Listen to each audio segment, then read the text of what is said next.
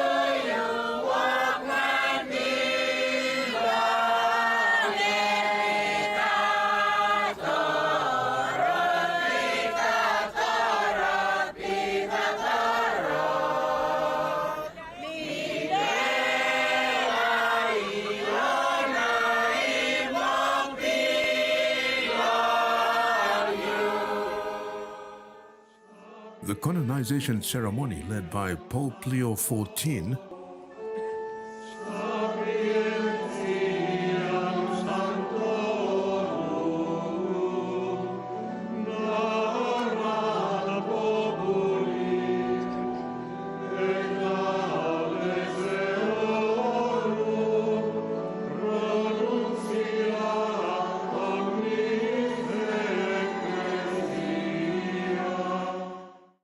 marked the culmination of decades of devotion to a man whose quiet courage and unwavering faith continues to inspire generations across the Pacific. Peter Torot was born on 5th March 1912 in the village of Rakunai, East New Britain, to a devout Catholic family. His father, a respected village chief, and his mother were among the first baptized Catholics in the region. Raised in a strong faith tradition, Peter pursued religious education in Catholic mission schools and was ordained a catechist in 1933. In 1936, Peter married Paula Yavarpit, and together they had 3 children. As a catechist, he became a pillar of his community, teaching the faith and supporting families. His leadership grew even more vital during the Japanese occupation of Papua New Guinea in 1942. When foreign missionaries were interned, Peter stepped up as the spiritual leader of Rakunai, conducting sacred masses, baptisms, and marriages. Peter Torot's unwavering commitment to Christian teachings, especially his opposition to polygamy imposed by the Japanese authorities, led to his arrest in 1945. Despite his imprisonment, he remained steadfast in his beliefs. On 7 July 1945, he was executed by the Japanese military police, believed to have been poisoned and suffocated during a martyr for his faith and moral conviction. 50 years after his death, Peter Torot was beatified by Pope John Paul II on 17 July 1995 in Port Moresby. The ceremony was a moment of national pride, recognizing his sacrifice and spiritual leadership. On March 31, 2025, Pope Francis approved the canonization of Blessed Peter Torot. The official ceremony took place on October 19, 2025 at St. Peter's Square, the Vatican City, led by Pope Leo XIV. The canonization ceremony drew thousands, including pilgrims from PNG, Malaysia, and the wider Catholic world, celebrating the country's first saint. Archbishop Rokus Tatamai, who has a long champion to Torot's cause, described him as a man of peace, principle, and pastoral courage. International and local media widely covered the canonization. PNG government officials, Cardinal Sir John Ribat and Archbishop Roku Statamai praised St. Peter Torot's legacy as a symbol of courage, faith, and cultural identity.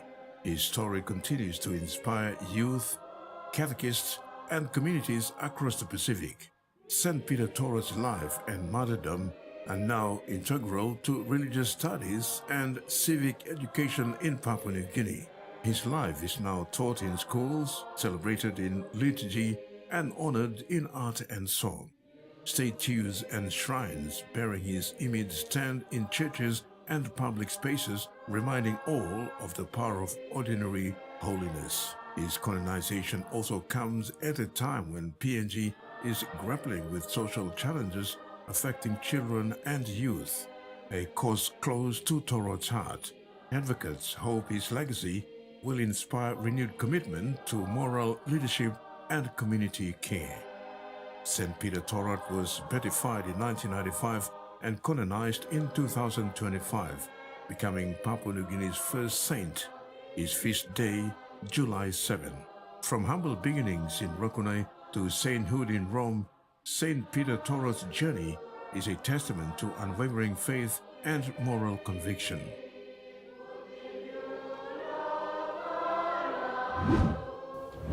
You're watching Scope. Up next, a modern medical miracle for the blind.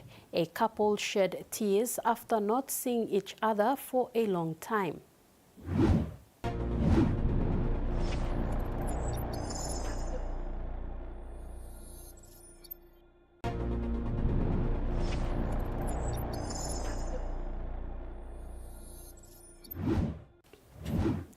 In a hospital ward in Lae Morabit province, excited voices could be heard through the narrow hallways as nurses and doctors bustled back and forth on the morning of Saturday, October 18, 2025.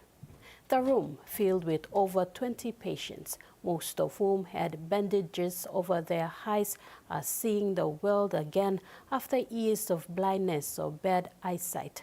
With radiant smiles and a white Layla Foundation t-shirt to match, the Pacific International Hospital Lae was filled with tears of joy and laughter.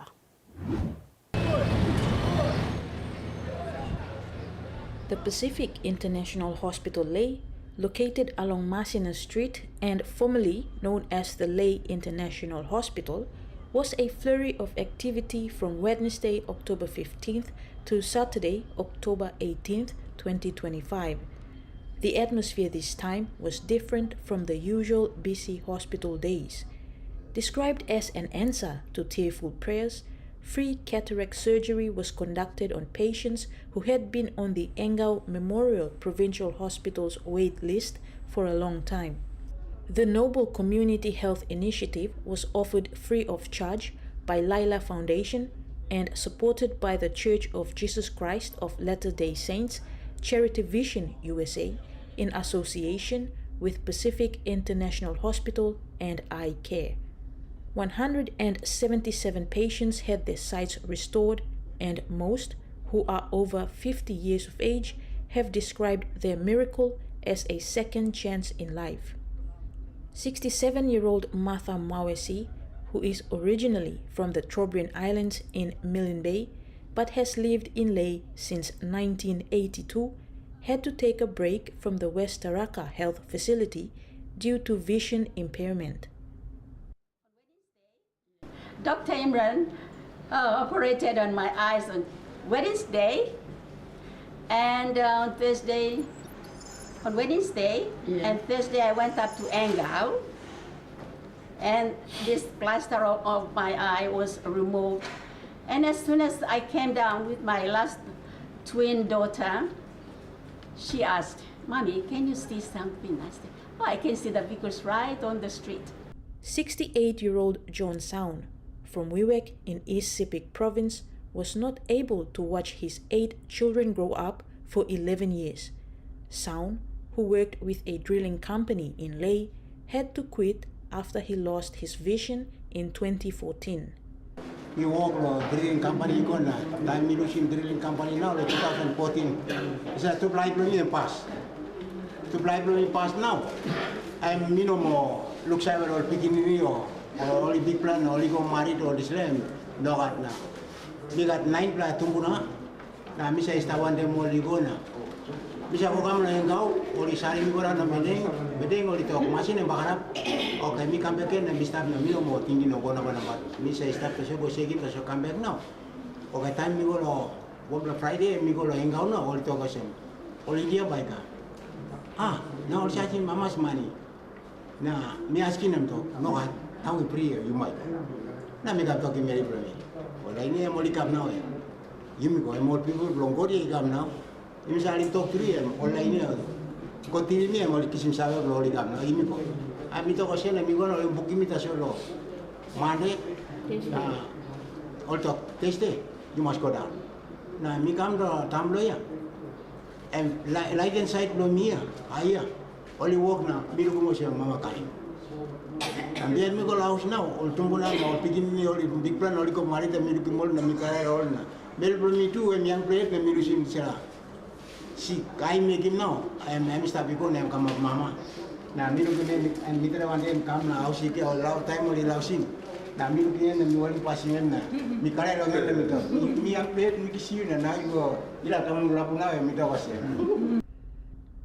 Mrs. Sound, with a bandage over her right eye, said they both came to the hospital on Thursday, October 16th, 2025. Her left eye was operated on, while her husband had his right eye fixed. Na mitu plan ku polbo na pigini ko mare mitu plan na sabe mitu plan ku no na moto pro mitu plan kam Saturday ko na baru setting website so mitu plan kam din na posting mitu plan sana. The couple, along with the other patients, shared that the surgery took less than 6 minutes and was painless. Na migo ta sud laos ni miru kin mi sa office. Di silo lain ya. Ali mas kam na staff la di sila. Ulaw no ngol kata papu ini ni. Papu ini bakra pun sila ni staff mi ta wasa. Na mi ta big pretend straight lo wala sila. Bisa lo ki mol la picture ta so. But light money mi na sa lo kimi. Ai mai hope na mi lo kim. Man am sana. Mary mo ko about all India. Ami lo kin mi ta am tuli. Mi sa regular picture sila money. 74-year-old Siasi man, John Begino, a former fire officer, had problems with both eyes for 3 years. He kept going back and forth to Engau Hospital, but to no avail. Me come long Engau long 2023, nothing has happened to me. Me come looking more, talk no what. Me go back. Come back, talk no what. Me go back. Now me come back. Display here, lalu kita begini, now begini, we will find out also some or expected. Doctors may come, so me come long and go or to yes. So suddenly me come down here, now make him 2 operation. Friday, Wednesday make him operation long right eye, Friday make him left eye. And me make him when the eye come up please clear now. Me go look him all tomorrow come only past me na. Me surprise. Me sa looking mall. Me pili mall tasol arim. Neck mall tasol. Na me no only mall. Time only come looking me na ay. My goodness, my God bless me. Thank you, ano too long. I will know na me looking mall tumura. Even very long pigini me. Me no saw lang. Me arim boys mo tasol. I'm kau sana person security lo me mix up bila kamu housing lagi ko. At mi sana pun mi tu usai, mi tu mi Regina make sense. Ay, sorry, tamu belum mi selalu kita press belum, nek boleh suruh mi ada. Mi surprise. Mi ama mas mo. Thank you God dong. Kisi mau salah ini kamu. Mi believe ourselves. Aci Papua New Guinea, government believe mas putting salah kain housing. Long one all people province like Ley, Medang, Goroga, Agen, Mosby. Now people training must come up. Kisi more specialist come na training more numerous doctors play. But only come up for specialist belong eye. Now looking me angaw no kat specialist doctor. All the me come back doc Mosby, which is very bad. Now me person line stop long way, so me says na long way. Me travel, I spend more money. No come on board the ship. I come and go back. And funny here. So come on, bring you must go to Sana, must establish him. One of the big house, he calls him, want them all to sell line must come to school him all, train him all, so that you get specialist doctor. Papua New Guinea. Yes. Ophthalmologist and vitreoretinal surgeon Dr. Muhammad Imran made time to speak with his patients on Saturday, saying Engau had contacted them for assistance with the over 300 patients on their wait list. And by the grace, up till now, in 3.5 days now, I have operated 160 patients, and almost 40 patients are waiting today. And I think that by the evening, we would operate on them as well. So in just 4 days activity, we restored the vision of almost 200 patients. These are not the patients, these are the 200 families who are independent. Yes. Of course, there are a lot of skilled workers, but just due to the blindness, they cannot perform. They cannot serve the community. Almost all of my elders are skilled persons. They had been doing their job before, but just due to the blindness, they were not able to move around. Rather, the family had to assist them for their basic needs. But now they can see back, they can go back to their community, they can serve again, they can train the younger ones. And it is our motto that the active population, which is just not working due to the blindness, we can restore them. We can empower them with the vision, and they can empower the community as well. Dr. Imran said he was able to restore a patient's sight in 5 minutes. However, thousands in PNG are forced to depend on others to help them move around because of a lack of facilities and skilled manpower, considering PNG has around 10 ophthalmologists to a population of over 10 million people. Hip hip. Drop a like or comment on this story later on the TV1 online website, Facebook, YouTube, and TikTok.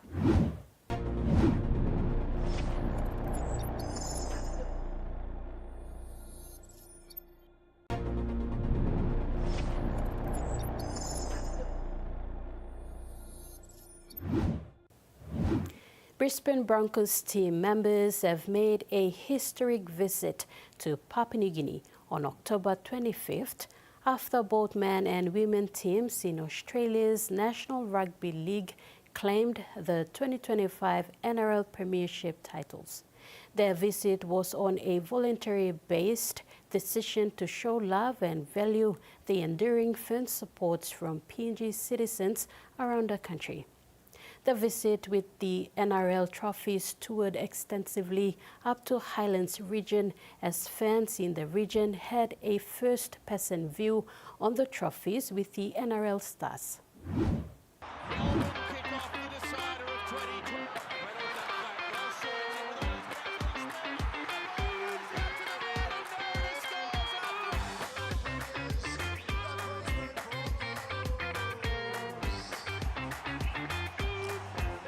The Brisbane Broncos, the team that won the 2025 NRL Grand Final, made history again by visiting fans in Papua New Guinea, and they brought along the NRL Premiership trophy. The team's arrival was huge. With the trophy, they went to gardens in Port Moresby and then Apex House. The crowd at Vision City was even bigger. Broncos supporters were waiting to meet their NRL heroes. The fans were thrilled to get autographs from Broncos stars like Adam Reynolds, Ezra Mem, and Ben Hunt, alongside Broncos women team members Jada Ferguson and Romy Tizol. Importantly, the Broncos women's NRL team, who also won the competition this year, were there too. This showed the club's success in both the men's and women's leagues. It was a significant afternoon also in the 2025 Pacific Championships fix-up between PNG Commons and Cook Island Itus, to have NRL trophy being brought to Santos Football Stadium, where the match was held. For Papua New Guineans, with their keen participation in rugby league seen as a religion, the visit where erupted the crowds as Broncos stars took the trophy around the stadium.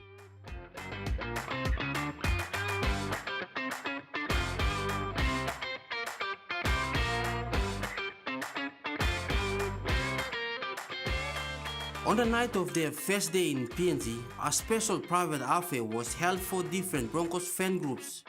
They got to spend time with the visiting team members. During their short speeches, the special guest said that PNG's fans support rugby league at the highest level. Broncos 5'8" Ezra Mem comes from an area in North Queensland that shares culture with people in PNG's western province. He said he was very impressed by the traditional dances who welcomed them. Sort of like a, I guess you could say, comeback. There's, definitely a lot of similarities. So coming back from busy up here and getting the reception we did at the airport was amazing. And just the support that we have up here is pretty much like Brisbane. Walking down those stairs, that was the first time you said to me, Vidi, can you get a video of me walking down the stairs with the dancers? I know you love your dances. Yeah, I do a lot of cultural dancing back in Brisbane. So it's just, good to see everyone here doing their, embracing their culture and performing for us. And if like someone from here came to Brisbane, and I'll probably be dancing with them. So the 2025 NRL Grand Final trophy took a plane right out of Port Moresby on Sunday, October 26th for the Highlands region's visit. The team travelled to Tari in Hela Province, Mount Hagen in Western Islands, and Goroka in Eastern Islands. The visit was another fan-led engagement. The final day of the Broncos-style visit began at Womana War Cemetery. Captain Adam Reynolds said the immense support from PNG fans was unbelievable because people here live and breathe rugby league. PNG is such a big part of rugby league. It means a lot to everyone in PNG, and to share that experience is an amazing feeling as well. Romy Tigel, who has visited twice through her selections in Australia's women rugby team, shared similar sentiments. We love coming to Papua New Guinea.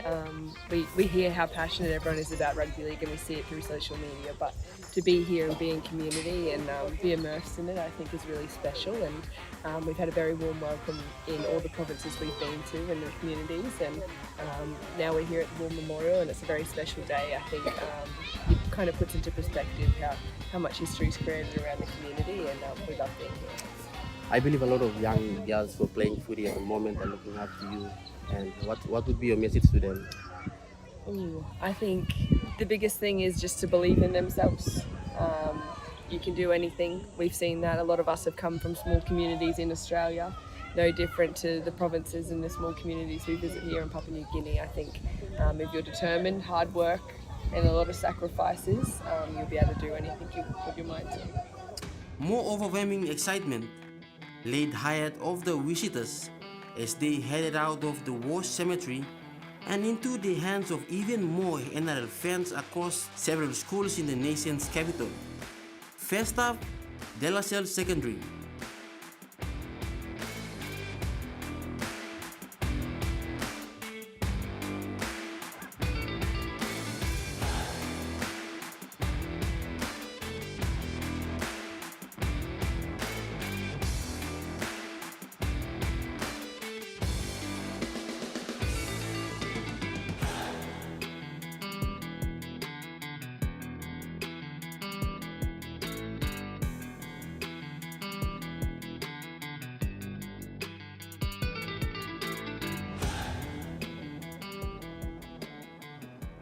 During the school visits, they had question and answer sessions that ranged from the Broncos itself to other players in the NRL and how each one of them became successful at what they do.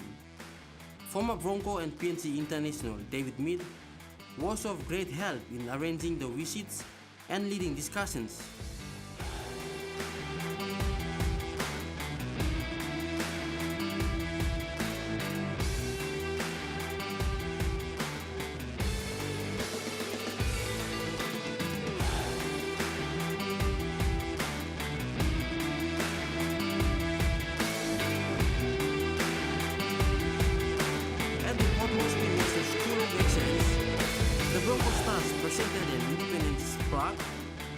students and staff on behalf of the Office of the Prime Minister as a token of appreciation for supporting events surrounding country's recent 50th independence celebration. The Broncos' visit comes again at an important time for PNG. It was the Pacific Champs, but more so, it boosted Papua New Guinea's preparation for 2028 when the PNG Chiefs enter the NRL as the 18th team. Prime Minister James Marape thanked the Broncos team members for their special visit into the country as a way to inspire and boost young people in the sport. Outside all that hype, back to its their own homes, the experience strengthened young hearts and minds and put dreams into perspective that playing rugby league at an elite level is possible.